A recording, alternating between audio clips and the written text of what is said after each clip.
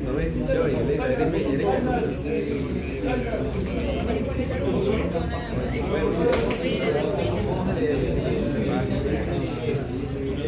déjame bien, Yolesa, déjame bien.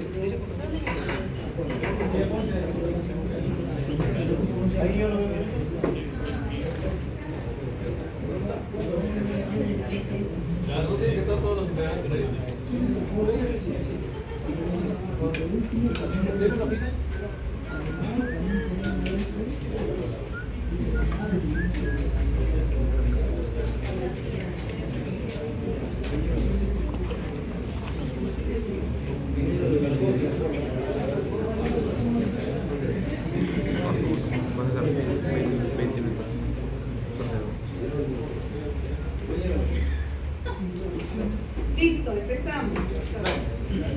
¿Qué tal? Buenas noches de todos, buenas noches profesora, buenas noches compañeros. En esta oportunidad, como tema de información y como tema que nosotros como grupo vamos a hablar, es acerca de la vulnerabilidad sísmica del Colegio de Lima Metropolitano. Como sabemos, en la actualidad, ¿quiénes de ustedes han visto o conocen un colegio que está derrumbado? O de repente en su zona, de repente han visto en las noticias. A ver, levante la mano por favor. Okay, tenemos un compañero, 2, 3, 4, que normalmente ustedes ven probablemente en las noticias, de repente en su distrito, que un colegio a raíz de un sismo ha sufrido algún inconveniente. Referente a esto, nosotros también hemos escogido dos ODS, que es la ODS 9 y la 11, que está relacionada a nosotros como ingenieros civiles. La ODS 9 habla acerca de las infraestructuras, que todas las infraestructuras tienen que ser resilientes. ¿Qué quiere decir? Que con el tiempo tienen que durar y permanecer a pesar de los sismos que haya en la actualidad. Y 11 es ciudades y comunidades sostenibles. ¿Qué quiere decir? Como meta tenemos que nosotros, como meta se tiene que lograr de que todas las infraestructuras cuenten con servicios básicos como mínimo. ¿Siguiente? Antes de todo, tenemos que definir qué es definición, tenemos que hablar acerca del tema. Definición de vulnerabilidad sísmica. ¿Qué es la vulnerabilidad sísmica? Como dice acá, es la predisposición de una infraestructura a sufrir daños, pérdidas por un sismo. ¿Qué quiere decir? Pues cuando ocasiona un sismo de gran magnitud, genera esto en los colegios, probablemente en las columnas, unas grietas. Y esas grietas son propensas a que de aquí a un tiempo esas edificaciones o esas infraestructuras generen un derrumbe o un daño a la sociedad. Como vemos acá, un anuncio periodístico, más de 100 colegios terminan dañados tras sismo de Lima y miles de estudiantes en riesgo de perder la clase. Lo que ello perjudica cuando hay algún inconveniente, un sismo, es que los alumnos no asistan a clases, sino vayan de manera virtual. Y eso retrasa probablemente la enseñanza. Acá también tenemos otro colegio, que es el Colegio Alfonso Ugarte, que es un colegio emblemático, es un colegio conocido, en el cual supuestamente debió de haberse hecho con buena calidad de materiales, buena infraestructura, pero vemos que también está presentando en la actualidad problemas como rajaduras en las columnas, ya sea grietas en ciertos establecimientos, en ciertas partes de esa institución. Tenemos se podría decir un cuadro en la cual de porcentajes en la situación de Lima Metropolitana. Como vemos, a inicio de clases, el 87% de los estudiantes comenzaron el 13 de marzo. Solamente el 87.5%, no la totalidad, mientras que un 8.5% comenzó el 27 de marzo. Y así progresivamente el 4% restante comenzó después del 4 de abril. Normalmente todos los estudiantes deberían empezar en el mismo tiempo para que no se vean afectados. Pero a raíz de esos sismos que ha habido, ha dañado las infraestructuras y por ello genera el retraso, ¿no?, en la educación. Además, también tenemos otro dato importante, que el 9% de los 54.800 colegios que existen en el país solamente se encuentran en buen estado. Y el 76% de ellos requieren refuerzos estructurales. Como ven, es más del 50% de colegios que requieren, en este caso, una corrección en la infraestructura. ¿Para qué? Para que no se vean perjudicados.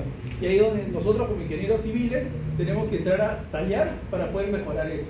También tenemos acá lo que es un presupuesto, en lo cual el presupuesto que se podría estimar para poder corregir este 76% es más de 111 millones de soles para poder que el Estado pueda arreglar esas infraestructuras. Siguiente. A continuación mi compañero va a hablar de simulación. Buenas noches compañeros, buenas noches profesora. Mi tema es condiciones estructurales. Estructuras en riesgo, ¿no? Nos dicen que más de 400 colegios están catalogados en alto y muy alto riesgo, ¿no? por la dirección regional de Lima Metropolitano, donde se presentan muchos colegios que su infraestructura es muy antigua, ¿no? Y presenta mucho riesgo, ¿no? Problemas comunes. Dice que las instituciones educativas enfrentan problemas como cercos perimétricos colapsados, columnas rajadas y también paredes que están en un mal estado, ¿no? Y a esto se debe que tal vez hubo un mal mantenimiento, un mantenimiento inadecuado, ¿no? O quizás nunca lo hubo. O también infraestructuras que son muy antiguas. Algunos ejemplos que yo he podido averiguar que, por ejemplo, en el distrito de Rímac, en el colegio de Ramón Castilla, dice que el colegio de Ramón Castilla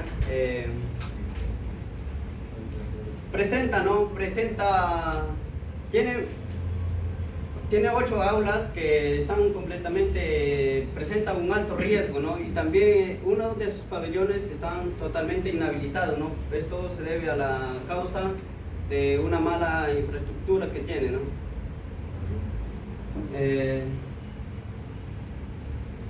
Acciones y desafíos. Nos dice que aunque el proyecto especial de inversión pública de la Escuela del Bicentenario, ¿no? Dice que ha construido 17 colegios en Lima Metropolitano, pero esto no es suficiente, ¿no? Esto no es suficiente a la gran magnitud que presenta, ¿no? Que se presenta.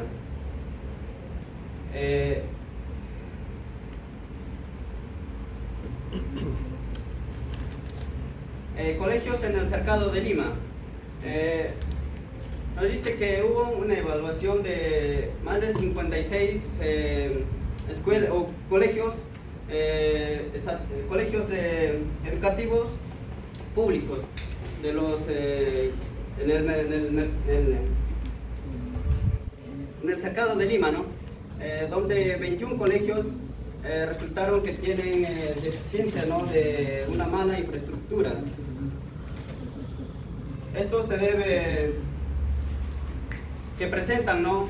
La mayor parte presenta ya sea rajaduras en sus columnas o la infraestructura es muy antigua, ¿no? Y que debe ya ser reemplazado, ¿no? Gracias. Buenas noches, profesora. Buenas noches, compañeros. Bueno, a mí me toca hablar sobre la normativa E030, filosofía de diseño psicoresistente. Pero antes de hablar de eso, quiero informarles, ¿no? Que sabemos que el Perú es un lugar ubicado en una zona de alto riesgo sísmico, ¿no? Lo cual nos ha llevado, ¿verdad? A lo largo de la historia,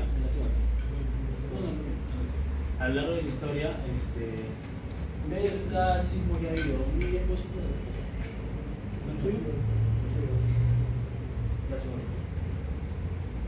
a lo largo de los años hemos pasado por varios acontecimientos sísmicos, los cuales se pueden evaluar tanto en 1746 en Lima, lo cual destruyó la totalidad de nuestra ciudad, en 1970 en Ancash y así en 2007 en Pisco, ¿no?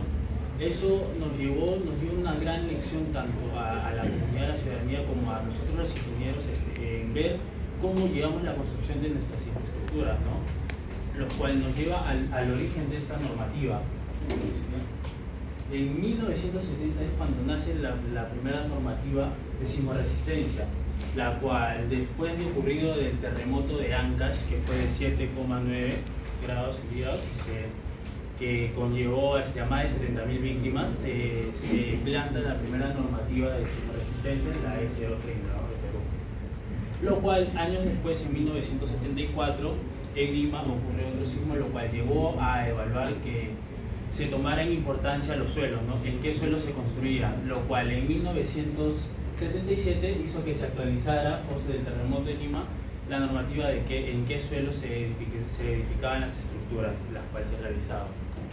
Y en 1997 ya se incorporan los análisis dinámicos obligatorios, ¿no?, lo que llevaba a estructuras más complejas, ya fueran más, por decirlo así, no más elaboradas.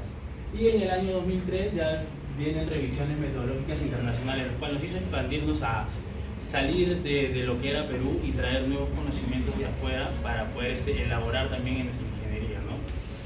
Y en el año 2018, ver versiones actualizadas, ¿no?, de la probabilística y todo lo que está pasando, y así sucesivamente con cada lección de lo que va yendo pasando, esa normativa se va actualizando, tratando de buscar mejoras para evitar futuros desastres, ¿no? Aquí podemos ver el impacto de la normativa antes de que se incorporara, ¿no?, que eran los diseños basados solo en carros verticales, colapsos masivos en sismos y miles de víctimas a raíz de eso, ¿no?, sin haber habido la normativa. Eso es antes de 1970. Pero después de la normativa ya los diseños fueron sismoresistentes obligatoriamente, o sea, ya hubo una obligación de que se trabajara bajo esas bases, con reducciones ya significativas de colapso y protección efectiva de las vidas humanas, ¿no? O sea, ya no se perdieron más vidas humanas desde que se empezó a utilizar esa normativa, ¿sí? ¿Cuáles son los objetivos bases de esta normativa? Son 3 objetivos fundamentales, los cuales el primero es evitar pérdidas de vidas. Es un objetivo fundamental, es el primer y primordial objetivo, que es evitar las pérdidas de vida. Eso no es negociable en sí en la ingeniería, y basa en que las infraestructuras deben ser resistentes a sismos severos y colapsos, permitiendo que evacuaciones seguras, ¿no? O sea, que las edificaciones estén tan bien reforzadas que ante un sismo de gran magnitud no tengan tanto efecto para que las personas puedan evacuar, ¿no? El segundo punto es continuidad de los servicios, ¿no? O sea, que después del sismo los servicios básicos principales sigan funcionando para que la comunidad se pueda levantar ante eso. Servicios como los de emergencia, los bomberos, la zona de rescate, esas infraestructuras deben soportar los sismos para que esas personas que están ahí puedan reaccionar de manera eficaz, ¿verdad? Y el tercer punto es minimizar daños, es optimizar y economizar el diseño. O sea, que habiendo un sismo no quiere decir que no vayan a haber daños estructurales, los cuales sí tienen que haber, porque si queremos elaborar una edificación que no tenga ninguna falla ante un sismo, son demasiado costosas, pero la normativa dice que pueden haber daños mínimos, los cuales compensen con el diseño dorado, ¿no? O sea, está permitido en un balance eso, ¿no? Se afectan daños controlados y reparables, balanceando la seguridad con inversión. Siguiente. Y esos 3 objetivos se basan a través de estos 3 pilares del diseño sismoresistente, ¿no? El primero es la resistencia, ¿no? Es la capacidad de la estructura para soportar fuerzas sísmicas. Como acá lo vemos, la resistencia tiene una fórmula, ¿no?, que es fuerza portante de la base, que es la V igual a la Z, que viene a ser el factor de la zona sísmica, el factor donde elaboramos la infraestructura, por la U, que es el factor de uso de importancia, que para qué importancia va a tener esa infraestructura, la C, que va con la S, que es el factor de ampliación sísmica, con factor de ampliación de suelo. O sea, todo eso elaborado dividido en el factor de reducción de ductibilidad multiplicado por el peso de fricción, es lo que nos da la resistencia, ¿no? El primer factor. Segundo, esta es una imagen, ¿no?, sobre la resistencia.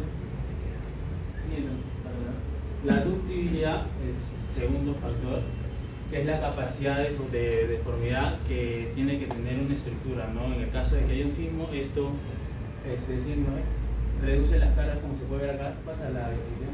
No, reduce.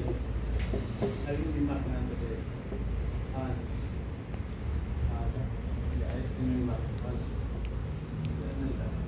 Resulta que la ductilidad hace que tenga una cierta flexibilidad, la cual nos permite que las cargas de energía ante el sismo recibido se dispersen ante todos lados, ¿no? Y nuestro último punto es la redundancia, que es la disponibilidad de múltiples caminos de carga. O sea, es decir, que en caso un sismo tenga varias opciones de dónde llegar a cargarse, ¿no? Por decir un ejemplo, varias columnas en donde soportar la carga, ya que si llega a haber un evento en el cual se derrumbe un punto central de la columna, no afecte a toda la demás infraestructura causando un colapso masivo, ¿no? Es lo más importante sobre la normativa 03, algo que me he encargado de investigar y traerlo para ahí. Bueno, le doy pase a mi compañero, mi compañera.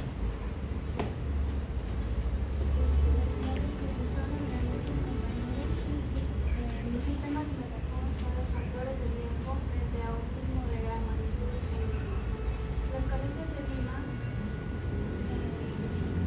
enfrentan diversos factores que aumentan la vulnerabilidad ante un terremoto. Dentro de ellos tenemos 3 puntos identificados, los cuales son los suelos blandos o de relleno,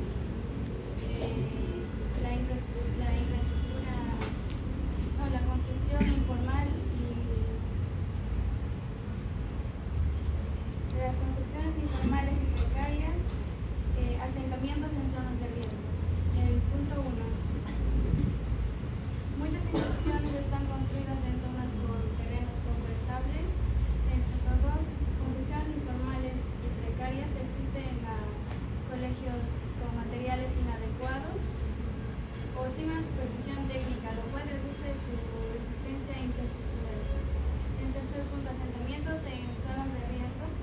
Algunos colegios están ubicados en laderas,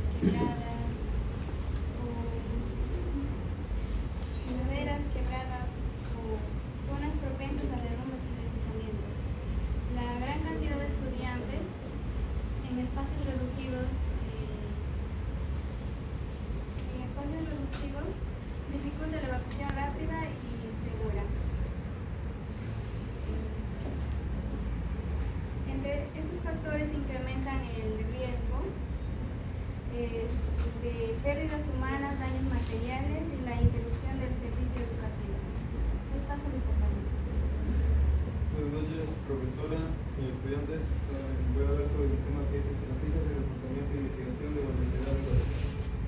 Bueno, ¿alguna vez han preguntado qué pasaría si en medio de una clase ocurre un sismo de alta magnitud y el colegio no tiene las medidas de seguridad adecuadas? Bueno, para resolver esa problemática yo he recolectado 2 puntos importantes. El primero fue que medidas de reforzamiento estructural debíamos de tomar. En muchos países de Lima, en muchos lugares de Lima, muchos colegios de Lima, la infraestructura es vulnerable porque se construyeron con normas antiguas, o sea, no con medidas modernas. Y también algunas veces la infraestructura es dañina, o sea, como que en los colegios tienen sus objetivos, de que hay un estudio donde dice que es hacer el mejor reforzamiento en vigas, en columnas y en uniones. Luego, el objetivo también es que las edificaciones no se caigan con un alto sismo y también que tengan una mayor probabilidad de que no caigan en un derrumbe. El segundo punto sería prevención y mitigación. No solamente es la infraestructura en los colegios, sino que también hay que tener un punto de prevención y mitigación, planes. Uno de esos planes sería también de ver en todos los lugares cuáles son los colegios que son más vulnerables, o sea, que los que son más débiles, que tienen más tiempo y etc. Tendríamos que darle una capacitación, una visualización en todos los temas, cómo ha sido construida esa infraestructura y eso. Y algunos, por ejemplo, algunas normas sería como los simulacros en los colegios. Como acá podemos ver, también tenemos que darnos una capacitación a todos los estudiantes para que tengamos esa prevención claras para que no ocurra ningún accidente, tanto como los simulacros, tanto también como señalizaciones claras y 5 segundos. por ejemplo también clasificar los colegios de su nivel de riesgo, dar atención prioritaria a los más vulnerables y realizar mantenimiento.